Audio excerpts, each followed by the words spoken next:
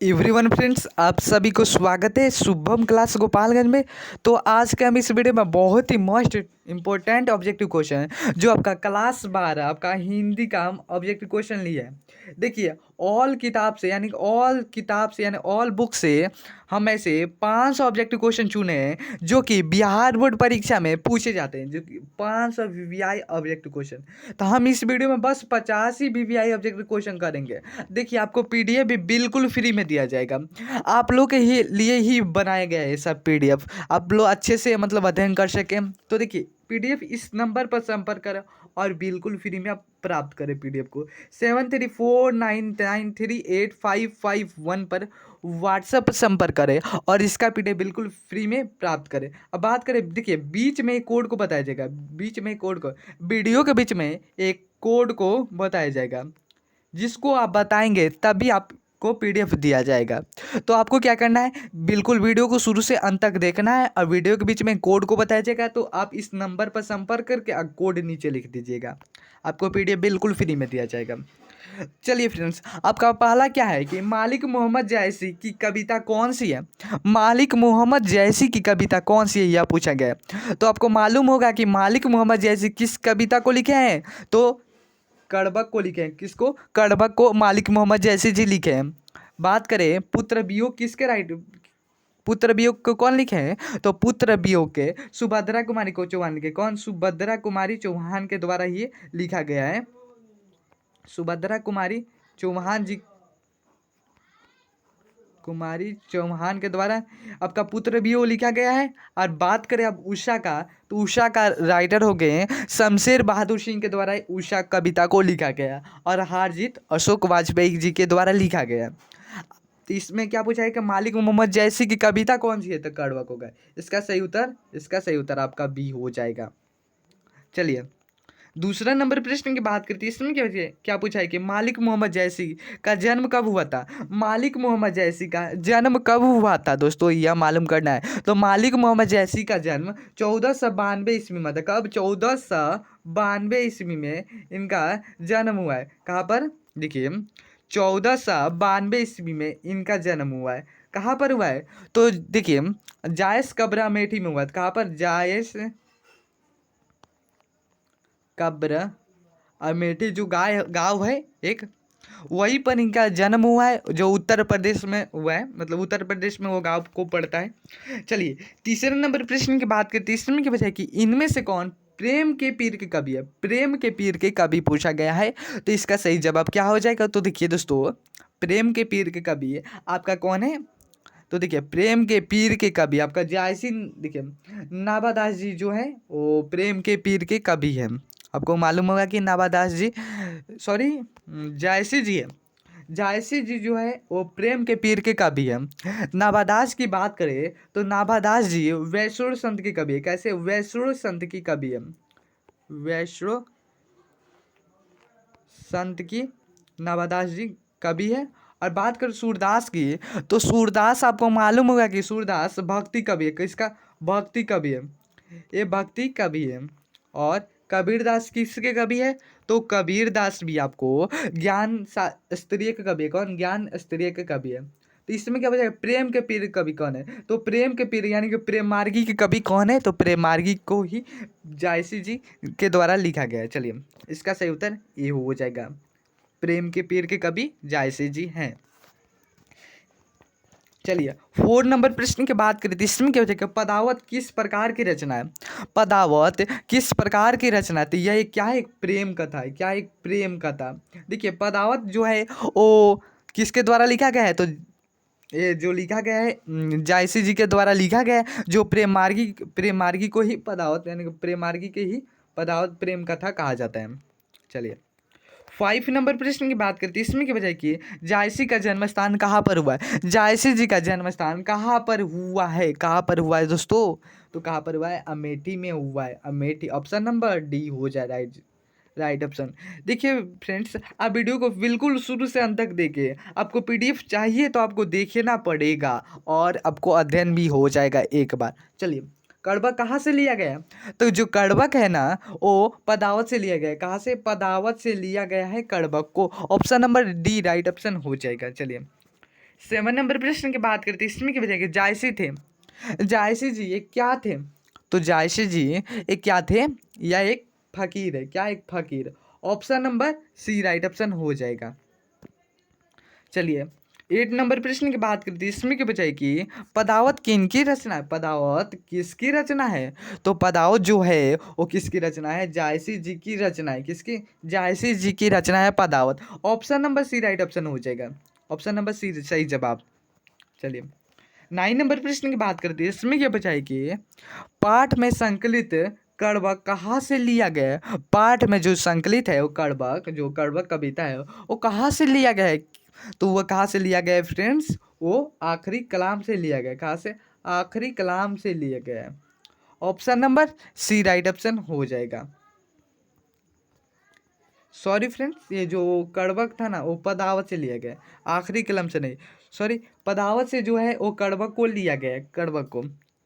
चलिए 10 नंबर प्रश्न की बात करते हैं, इसमें क्या वजह कि राजा रतन सेन कहाँ के नरेश थे? राजा रतन सेन कहाँ के नरेश थे? तो इस कहाँ के थे? चित्तौड़ के थे। कहाँ का? चित्तौड़ का थे। Option number C right option हो जाएगा। चलिए 11 नंबर प्रश्न की बात करते हैं, इसमें क्या वजह कि प्रस्तुत पंक्ति विधु मालिन रवि प्रकाश गावत नर नारी किस कवि की रचना है? तो किस कवि की रचना है? सूरदास की रचना है। किसकी? सूरदास। ऑप्शन नंबर ए सही जवाब हो जाएगा। चलिए 12 नंबर प्रश्न की बात करती, तो इसमें क्या भैया कि वृंद शब्द का अर्थ बताएं। वृंद शब्द का क्या अर्थ होगा? तो क्या होगा? समूह हो जाएगा। क्या होगा? समूह हो जाएगा। Option number A right option हो जाएगा। इस नंबर पर संपर्क करें और आपको पीडीएफ बिल्कुल फ्री में दिया जाएगा। बस आप इस वीडियो को शुरू से अंत तक देखिए और वीडियो के बीच में एक कोड को हम बताने वाले हैं। चलिए 13 नंबर प्रश्न में क्या कहा गया कि सूरदास के पद में छवि शब्द किसके लिए प्रयुक्त है? सूरदास के पद में जो छवि शब्द है वो किसके लिए प्रयुक्त है? तो किसके लिए प्रयुक्त है? वो शोभा के लिए प्रयुक्त है। शोभा के लिए ही प्रयुक्त है। ऑप्शन नंबर बी सही जवाब हो जाएगा। चलिए 14 नंबर प्रश्न की बात करते हैं, इसमें क्या बचा कि दारत खात लेत अपने कर रुचि मानत दधि लो किस पाठ से उद्धृत है? ये किस पाठ से लिया गया है फ्रेंड्स? तो ये जो है सूरदास के पद से। कहाँ से? सूरदास के पद से है। ऑप्शन नंबर डी सही जवाब हो जाएगा। चलिए 15 नंबर प्रश्न की बात करते हैं, इसमें क्या हो जाएगी महाप्रभु वल्लभाचार्य किस किस मत के प्रवर्तक थे? महाप्रभु वल्लभाचार्य किस मत के प्रवर्तक थे फ्रेंड्स? तो इसका सही जवाब क्या हो जाएगा? वो दैत्यवाद के प्रवर्तक थे। ऑप्शन नंबर बी सही जवाब हो जाएगा। चलिए 16 नंबर प्रश्न की बात करते हैं, इसमें क्या पूछा है कि देखिए आप 16 नंबर में आपको सूरदास की अभिरुचि किन चीज़ों में थी? सूरदास की जो अभिरुचि थी वो किन चीज़ों में थी? तो वो सभी में थी, यानी कि पर्यटन में भी थी और सत्संग में भी थी और कृष्ण भक्ति में भी सूरदास की रुचि थी, यानी मनोरंजन थी, रुचि मतलब। तो option number D right option हो जाएगा। चलिए अगला नंबर प्रश्न की बात करते हैं, इसमें क्या बचाएगी सूर सागर के रचनाकार कौन है? सूर सागर के रचनाकार कौन है? तो सूर सागर के रचनाकार कौन है? सूरदास है। कौन है? सूरदास। बात करें नवादास के रचयिता कौन है? नवादास के रचनाकार तो कौन है? छपे इनके रचनाकार है, छपे। और बात करें जायसी के तो जायसी का तो कड़बक है। और तुलसीदास के मतलब कौन है? तो तुलसीदास रामचरितमानस से कौन? तुलसीदास का रचना रामचरितमानस है। सॉरी, जायसी का पदावत रचना है, पदावत। चलिए 18 नंबर प्रश्न की बात करते हैं, इसमें की वजह कि कमल की जाति का एक छोटा फूल किस नाम से जाना जाता है? कमल की जाति का एक छोटा फूल किस नाम से जाना जाता है? तो इसका सही जवाब क्या हो जाएगा? कुमुद के नाम से जाना जाता है। ऑप्शन नंबर ए सही जवाब हो जाएगा। चलिए 19 नंबर प्रश्न की बात करें तो इसमें क्या वजह कि भगवान श्री कृष्ण किस कवि के पूज्य थे? भगवान श्री कृष्ण किस कवि के पूज्य थे? तो किस कवि के पूज्य थे? वो सूरदास के पद के पूज्य थे। ऑप्शन नंबर डी सही जवाब हो जाएगा। चलिए 20वां नंबर प्रश्न की बात करते हैं इसमें क्या बचा कि साहित्य लहरी किनकी रचना है? तो साहित्य जो लहरी है वो किनकी रचना है? तो साहित्य लहरी आपका किसकी रचना है? तो सूरदास की रचना। ऑप्शन नंबर बी सही जवाब हो जाएगा। चलिए 21 नंबर प्रश्न की बात करते हैं इसमें क्या बजाय कि तुलसीदास का जन्म कब हुआ था? तुलसीदास का जन्म कब हुआ था? तो कब हुआ था? 1543 ईस्वी में हुआ था।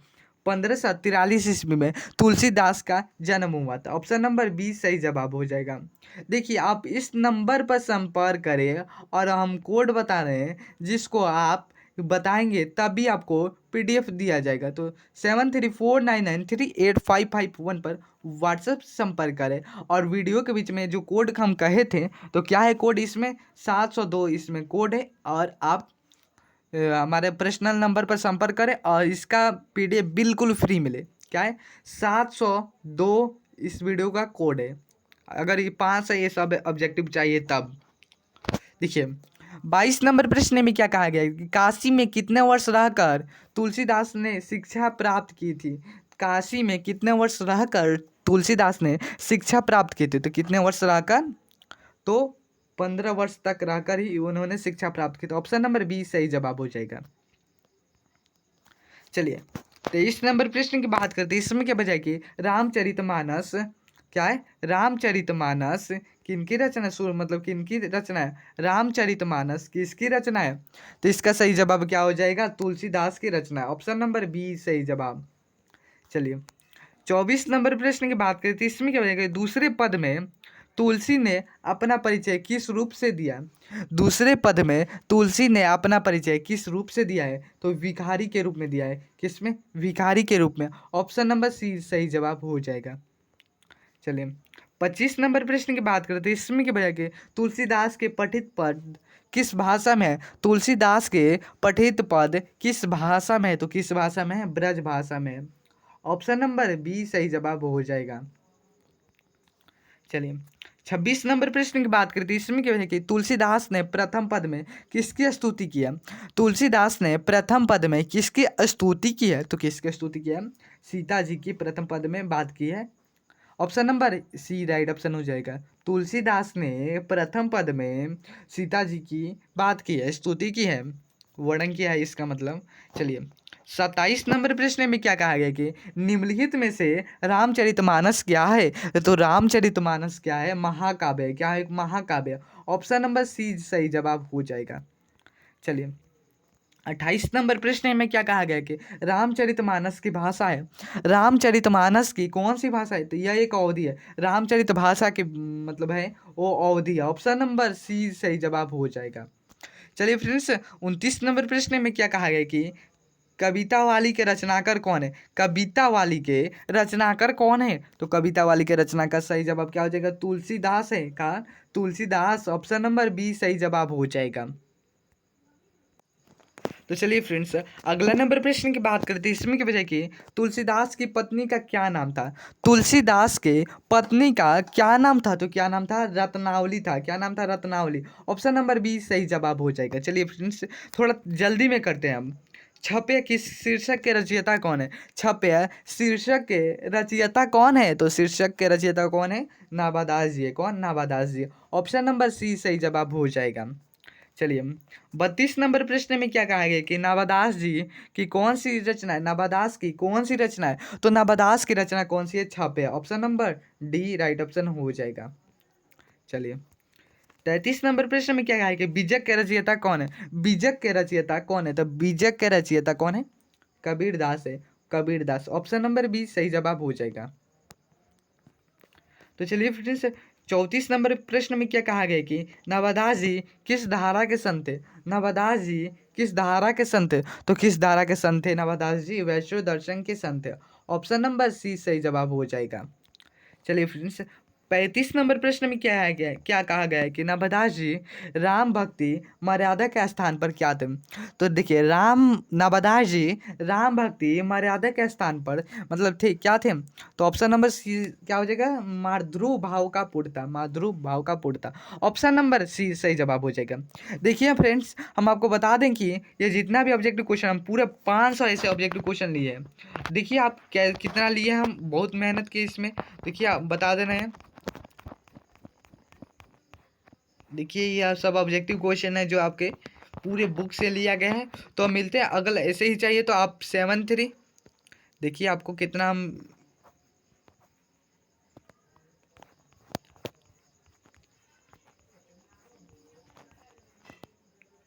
तो देखिए फ्रेंड्स हम पूरे 5 से ऐसे ऑब्जेक्टिव क्वेश्चन लिए हैं जो आपके बिहार बोर्ड परीक्षा में बहुत ही इंपॉर्टेंट है। तो आप इस नंबर पर संपर्क करें और 7349938551 पर व्हाट्सएप पर संपर्क करें और वीडियो के बीच में हम एक कोड को बताए हैं जिसको आप देखे होंगे तो आपको मालूम होगा।